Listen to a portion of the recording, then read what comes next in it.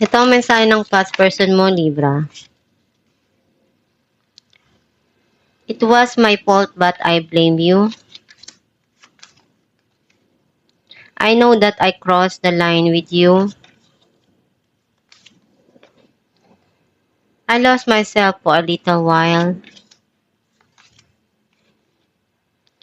I left you before you could leave me. I regret lying to you. I hope that you can forgive me one day. Ang mensahe para sa'yo.